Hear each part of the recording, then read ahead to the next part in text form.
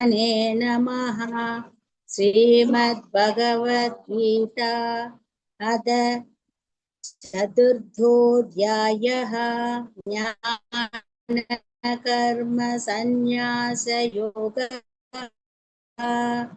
श्रीभगवानुवाच इमं विवस्वते योगं प्रोक्तवान् मनवे ब्राह मनोरिक्ष्वागवे ब्रवीत् एवं परम्परा प्राप्तम् इमं राजस्य यो विदुः सकाले नेह महता योगो नष्टः परन्तप स एवायं मया तेत्य योगः प्रोक्ता पुरादनः भक्तोऽसि मे सखा चेति रहस्यं ये यतादुत्तमम् अर्जुन उवाच अपरं भवतो जन्म परं जन्म विवस्वतः कथमेतद्विजानीयां त्वमादौ प्रोक्तवानिति। श्रीभगवानुवाच बहूनि मे व्यतीतानि जन्मानि तव चार्जुन तान्यगौ वेद सर्वाणि न त्वौ वेत्थत्परन्तप अचोभि सन्नव्ययात्मा भूतानामीश्वरोऽपि सन् प्रकृतिं स्वावमधिष्ठाय सम्भवामि आत्ममायया यदा यदा हि धर्मस्य ग्लानिर्भवति भारत अभ्युत्थानमधर्मस्य तदात्मानं सृजाम्यहं परित्राणाय साधूनां विनाशाय च दुष्कृतां धर्म संस्थापनार्थाय सम्भवामि युगे युगे जन्म कर्म च मे दिव्यम् एवैयो वेति तत्त्वतः त्यक्त्वा देहं पुनर्जन्म नैति मामेति सोऽर्जुन वीतरागभयक्रोधाः मन्मया मामुपाश्रिताः भगवो ज्ञानतपसा भूतामद्भावमागताः ये यथा मा प्रपद्यन्ते तांस्तथैव वदाम्यहम् मम वर्त्मानुवर्तन्ते मनुष्या पार्थ सर्वशः काङ्क्षन्तः कर्मणां सिद्धिं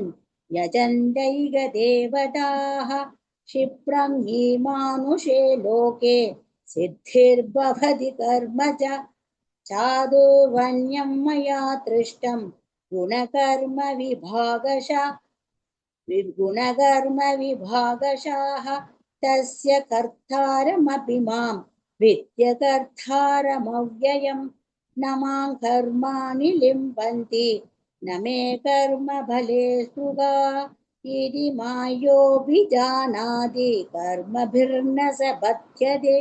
एवं ज्ञात्वा कृतं कर्म पूर्वैरविमुमुक्षुभिः कुरु कर्मैव तस्मात् त्वं भूवै भूवदरं कृतं किं कर्म किमकर्मेति कवयोऽप्यत्र मोहिताः तत्ते कर्म प्रवक्ष्यामि यज्जत् यज्ञात्वा मोक्षसे शुभात् कर्मणो यपि बोद्धव्यं च विकर्मणः अकर्मणैश्च बोद्धव्यं गगना कर्मणो गतिः कर्मण्यकर्म यः पश्येत् अकर्मणि च कर्म यः स बुद्धिमान् मनुष्येषु स युक्तः कृष्णकर्मकृत् यस्य सर्वे समारम्भाः कामसङ्कल्पवर्जिताः ज्ञानाग्निदग्धकर्माणां तमहुः पण्डितं बुधाः त्यक्त्वा कर्मफलासङ्गं नित्यतृप्तो निराश्रयः कर्मण्याभिप्रवृत्तोऽपि नैव किञ्चित् करोति सः निराशीर्यदचित्तात्मा त्यक्तसर्वपरिग्रहः शारीरं केवलं कर्म कुर्वन्नाप्नोति किल्बिषम् यदृच्छालाभसन्तुष्टः त्वन्तवादीतो विमत्सरः समसिद्धावसिद्धौ च कृत्वापि न निबध्यते गतसङ्गस्य मुक्तस्य ज्ञानवस्थितचेतसः यज्ञायच्छरतः कर्म समग्रं प्रविलीयते ब्रह्मार्पणं ब्रह्म अविवि ब्रह्मग्नौ ब्रह्मणोऽहुदं ब्रह्मा वै तेन गन्तव्यं ब्रह्मकर्मा समाधिना दैवमेव परे यज्ञं योगिनः पर्युपासते ब्रह्माज्ञावपरे यज्ञं यज्ञेनैवोपजुह्वति श्रोत्रादीनीन्द्रियाण्यन्ये संयमग्निषु जुह्वति सप्तादीन् विषयानन्ये इन्द्रियाग्निषु जुह्वति सर्वाणीन्द्रियकर्माणि प्राणकर्माणि चापरे आत्मसंयमयोगग्नौ जुह्वति ज्ञानदीपिते द्रव्ययज्ञास्तपो यज्ञः योगयज्ञास्तथा परे स्वाध्यायज्ञानयज्ञाश्च यतयः संसिदौ व्रताः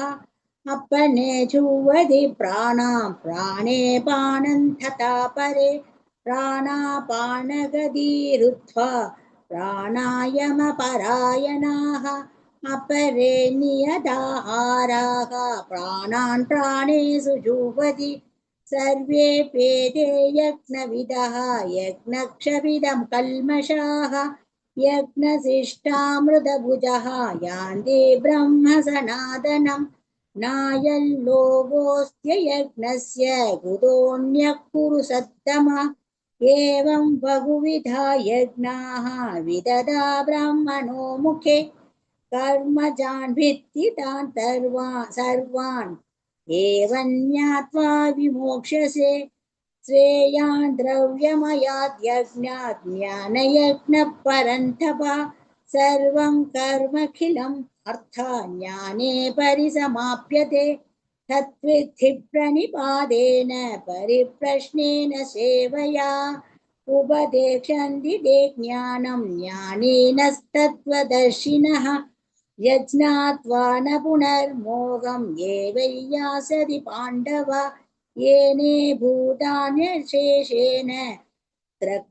द्रक्ष्यस्यात्मन्यतो मयि अपि चेतसि पापेभ्यः सर्वेभ्यः पापकृत्तमः सर्वं ज्ञानप्लवेनैव वृजिनं सन्दरिष्यति यदैदांसि समुद्रोऽग्निः भस्मासात् कुरुतेऽर्जुन ज्ञानाग्निः सर्वकर्माणि भस्मसात्कृते तथा न हि ज्ञानेन तदृशं पवित्रमिह विद्यते तस्मै योगसंसिद्धः कालेनात्मनि विन्दति सद्भावा लभते ज्ञानं तत्परः संयदेन्द्रियः ज्ञानं लब्ध्वा परां शान्तिमचिरेणाधिगच्छति अग्नश्च श्रद्धदानाश्च संशयात्मा विनश्यति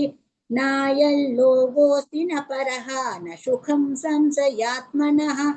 योगसन्न्यस्तकर्माणां ज्ञानसञ्जिन्न संशयम् आत्मवन्दन्न कर्माणि निबध्नन्ति धनञ्जय तस्मादज्ञानसम्भूतं हृत्संज्ञानसिनात्मनः चित्वैनं संशयैर्योगम् अधिष्ठोदिष्ट भारत ॐ तत्सदिति श्रीमद्भगवद्गीतासु उपनिषत्सु ब्रह्मविद्यायां योगशास्त्रे श्रीकृष्णार्जुनसंवादे ज्ञानकर्मसन्न्यासयोगो नाम चतुर्थोऽध्यायः। ॐ श्री परमात्मने नमः। अथ पञ्चमोऽध्यायः श्रीमद्भगवद्गीता कर्मसन्न्यासयोगः। अर्जुन उवाच सन्न्यासं कर्मणां कृष्ण पुनर्योगं च संशसि यस्येयेदयोरेगं तन्मे ब्रूहि सुनिश्चितम्। श्रीभगवानुवाच सन्न्यासः कर्मयोगश्च निःश्रेयसकरावुभौ तयोस्तु कर्मसन्न्यासात् कर्मयोगो विशिष्यते। ज्ञेयश्च नित्यसन्न्यासी यो न द्वेष्टि न काङ्क्षति निर्द्वन्द्वो हि महाबाहो सुखं बन्धात् प्रमुच्यते। साङ्ख्ययोगो पृथक् बालाः प्रवदन्ति न पण्डिताः एकमप्यास्थितः सम्यक् उभयोर्विन्दते फलम्। यत्साङ्ख्यैः प्राप्यते स्थानं तद्योगैरभिगम्यते। एकं साङ्ख्यं च योगं च यः पश्यति तपश्यति। सन्न्यासस्तु महाभागो दुःखमाप्तुमयोगतः योगयुक्तो मुनिब्रह्मा न चिरेणाधिगच्छति। योगयुक्तो विशुद्धात्मा विजितात्मा जितेन्द्रियः सर्वभूतात्मा कुर्वन्नपि न लिप्यते। नैव किञ्चित् करोमीति युक्तो मन्यते तत्त्वविद् पश्यन् शृण्वन् स्पर्शन् जिघ्रन् अश्नन् गच्छन् स्वपन् स्वसन् प्रलभन् विचुरन् गृह्णन् उन्मिषन् निमिषन्नपि इन्द्रियाणीन्द्रियार्थेषु वर्तन्ते इति धारयन् ब्रह्मण्यादाय कर्माणि सङ्गं त्यक्त्वा करोति यः लिप्यतेनास पापेन पद्मभद्रमिवाम्बसा कायेन मनसा बुद्ध्या केवलैन्द्रियैरपि योगिनः कर्म कुर्वन्ति सङ्घं त्यक्त्वात्मशुद्धये युक्तः कर्मफलं त्यक्त्वा शान्तिमाप्नोति नैष्ठिकीम् अयुक्तः कामकारेण फले सक्तो निबध्यते सर्वकर्माणि मनसा सन्न्यास्यास्ते सुखौ वशि नवत्वारे पुरे देहि नैव कुर्वन्न कारयन् न कर्तृत्वन्न कर्माणि लोकस्य श्रुतिजिप्रभुः न कर्मफलसंयोगं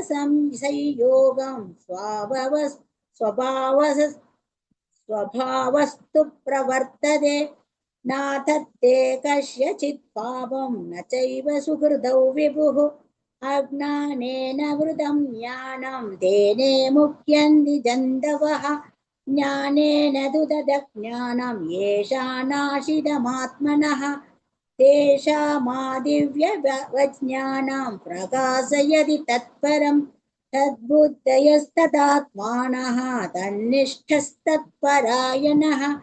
कच्छन्य पुनरावृत्त्यं ज्ञानानिर्धुरकल्मषाः विद्या विनय संपन्ने ब्राह्मणे कवि अस्तिनि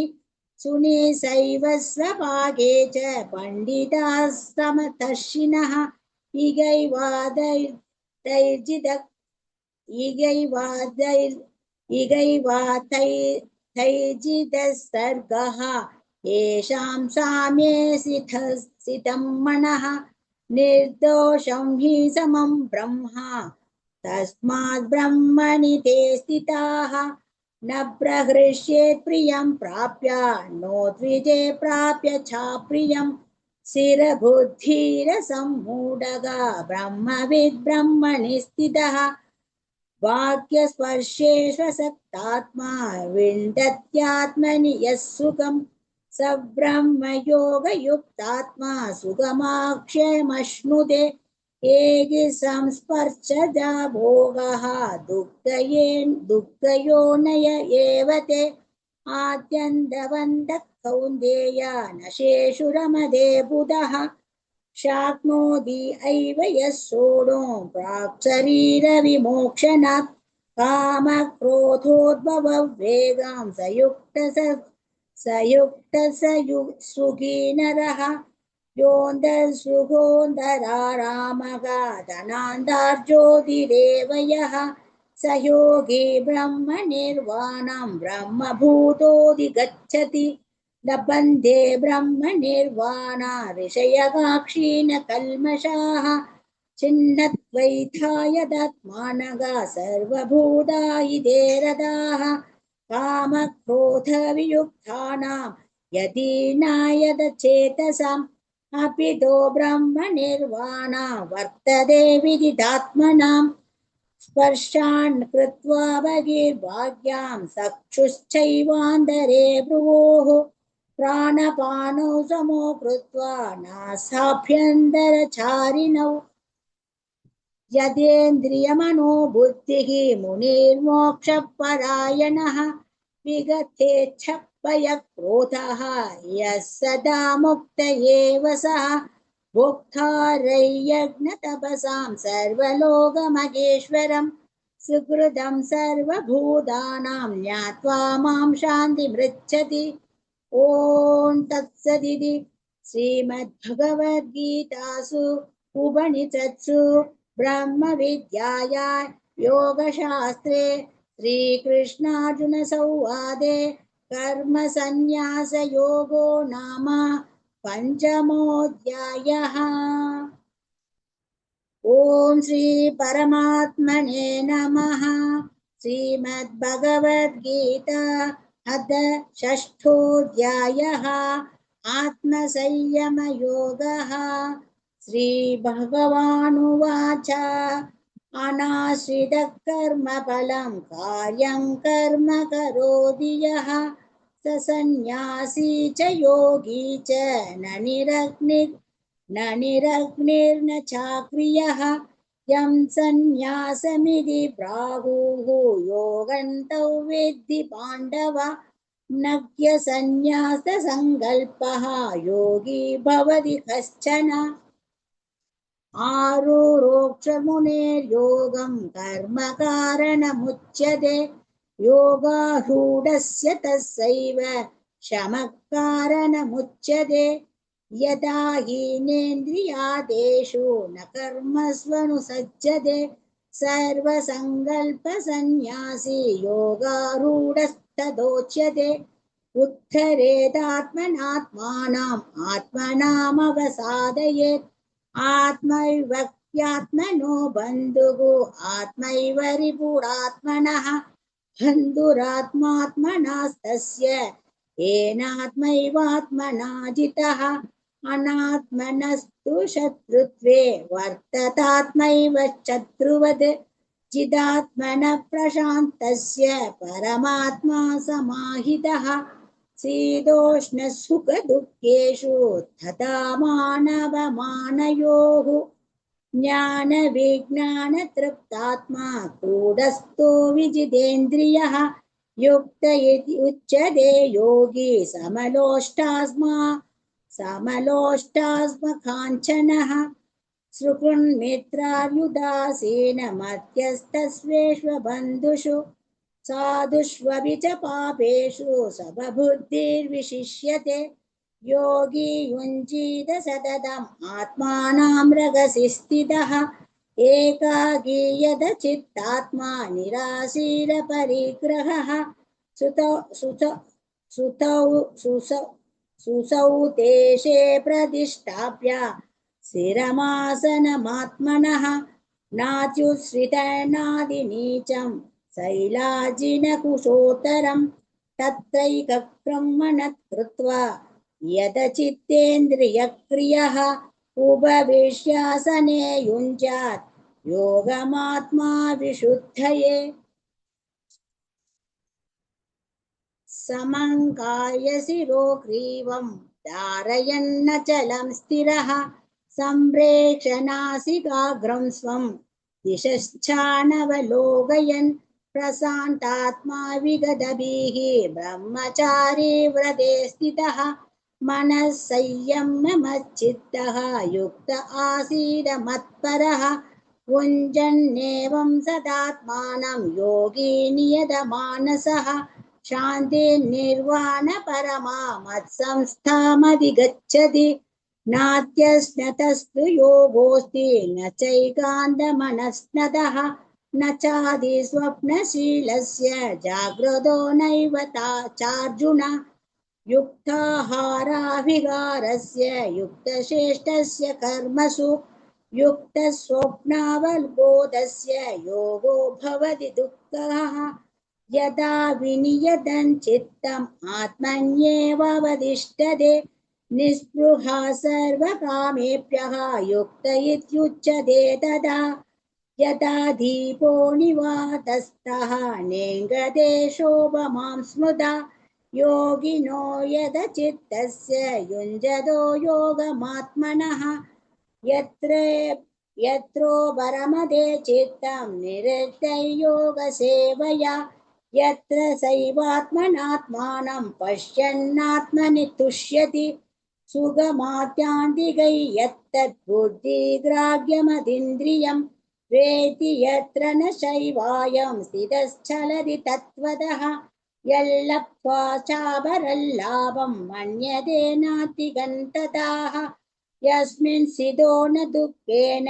गुरुणापि विशाल्यते तौ वेद्या दुःखसंयोगा वियोगयोगसन्निधं सनिश्चयेन योगव्यः योगो निर्विण्ण चेतसा सङ्कल्पप्रभवान् कामान् त्यक्त्वा सर्वान् शेषतः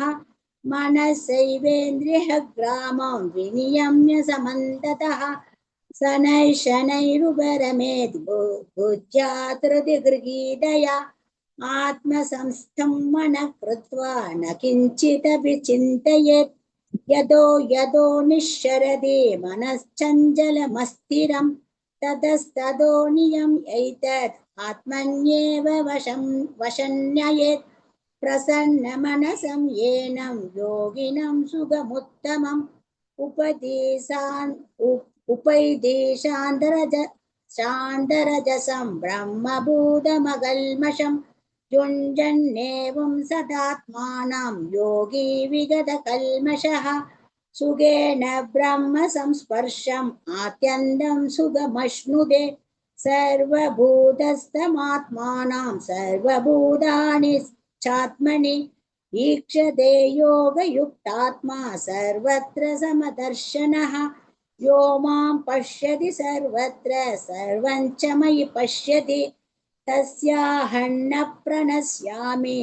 स च मे न प्रणश्यति सर्वभूतस्थितयो मां भजत्येकत्वमास्थितः सर्वदा वर्तमानोऽपि स योगी मयि वर्तते आत्मौपम्येन सर्वत्र समं पश्यति योऽर्जुन सुखौ वा यति वा दुःखं स योगी परमो मतः अर्जुन उवाच योगैयोगस्त्वया प्रोक्तः सम्येन मधुसूदन एतस्याहं न पश्यामि सञ्चलत्वा स्थितिं स्थिराम् सञ्चलं हि मनः कृष्ण प्रमादे बलवदृढम् तस्यागन्निग्रहं मन्ये वायोरिव सुदुष्करम् श्रीभगवानुवाच असंशयं महाबाहो मनो दुर्निग्रहञ्चलम् अभ्यासेनेषु कौन्तेय वैराग्येन च गृह्यते असंयतात्मना योगः दुष्प्रापा इति मे मतिः वश्यात्मनसु यतता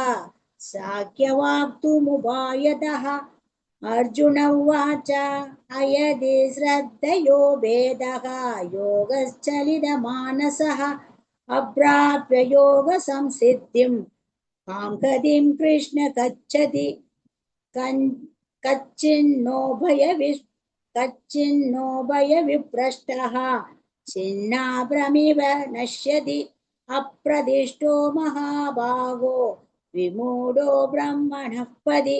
एतन्मे सर्वशयं कृष्ण चेतुमर्हस्य चेतसः त्वदन्यः संशयस्यास्य चेथा न व्युपपद्यते श्रीभगवानुवाच पार्थ नैवेगनामुत्र विनशस्तस्य विद्यते